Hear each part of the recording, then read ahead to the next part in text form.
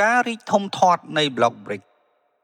មិនមែនគ្រាន់តែជាការបន្ថែមចំនួនប្រទេសសមាជិកតែប៉ុណ្ណោះទេប៉ុន្តែវាគឺជាការផ្លាស់ប្ដូរកម្លាំងរុញច្រាននៃសណ្ដាប់ធ្នាប់សេដ្ឋកិច្ចកត្តាទី1គឺការគ្រប់គ្រងធនធាននៅពេលដែលអារ៉ាប៊ីសាអូឌីតនិងអ៊ីរ៉ង់អាចអង្គុយនៅក្នុងតុតែមួយនៅក្នុង Block BRICS វាមានន័យថាការសម្រេចចិត្តទៅលើតម្លៃថាមពលសកលនឹងត្រូវធ្វើឡើងនៅក្រៅរង្វង់ឥទ្ធិពលរបស់ទីក្រុង Washington នេះគឺជាអាវុធសេដ្ឋកិច្ចដ៏មានឥទ្ធិពលបំផុតនៅក្នុងសម័យឆ្នាំ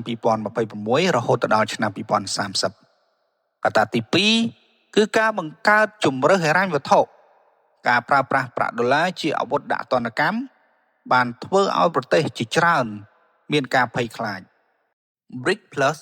កំពុងសាងសង់ជញ្ជាំងការពារហិរញ្ញវត្ថុតាមរយៈធនាគារអភិវឌ្ឍន៍ថ្មីដែលផ្ដល់កម្ចីដោយគ្មានលក្ខខណ្ឌនយោបាយតឹងរ៉ឹងដោយ IMF ឬធនាគារពិភពលោកឡើយ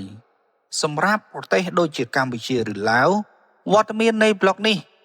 ដល់នៅជម្រើសទី3ក្នុងការស្វែងរកទុនវិនិយោគនិងទីផ្សារនាំចេញ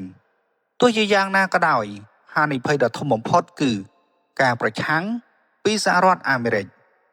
រដ្ឋបាលអាមេរិកបានប្រកាសច្បាស់ថានឹងដាក់ទណ្ឌកម្មសេដ្ឋកិច្ចធ្ងន់ធ្ងរទៅលើប្រទេសណាដែលព្យាយាមជំនួសប្រាក់ដុល្លារនេះ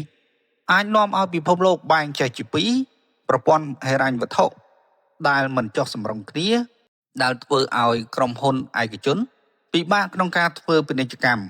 អាជីវកម្មឆ្លងដែនយុទ្ធសាស្ត្ររបស់ BRICS Plus នៅឆ្នាំ2027នេះនឹងផ្ដោតទៅលើការធ្វើឲ្យប្រព័ន្ធរបស់ខ្លួនមិនអាចខ្វះបាន